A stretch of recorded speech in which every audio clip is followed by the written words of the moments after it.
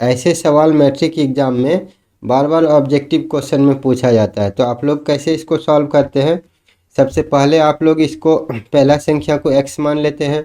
तो इस प्रकार से दूसरा संख्या x+2 हो जाएगा, क्योंकि दो लगातार विषम संख्या के बीच में 2 का डिफरेंस होता है। तो पहला संख्या अगर x है तो दूसरा x+2 हो जाएगा। अब क्वेश्चन में बोल रहा है जिनके वर्गों का योग 290 है, तो दोनों का वर्ग करके x+2 इसका स्क्वायर करके 290 के बराबर कर देते हैं। फिर इसको सॉल्व करेंगे तो एक द्विघात समीकरण मिलेगा, और फिर द्विघात समीकरण को सॉल्व करेंगे तो x का मान निकलेगा, तब जा करके दोनों विषम संख्या आपका प्राप्त होगा। तो ऐसे सवाल को हम लोग ट्रिक से देखिए कैसे सॉल्व करेंगे। ट्रिक से हम लोग बिना पेन चलाए और 10 सेकेंड में कर सकते हैं।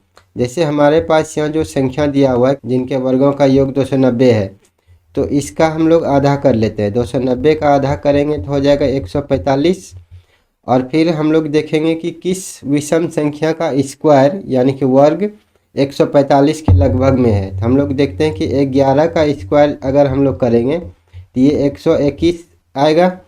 उस 11 के बाद आता है विषम संख्या 13, तो 13 का स्क्वायर करेंगे तो ये आता है 169। अब देखिए दोनों को जोड़ देंगे तो ये 290 के बराबर आ जाएगा। तो इस प्रकार से हमारा पहला विषम संख्या 11 आ जाएगा और दूसरा विषम संख्या 13 आ जाएगा। ठीक है, तो इस प्रकार से आप लोग ट्रिक से इसको सॉल्व कर सकते हैं।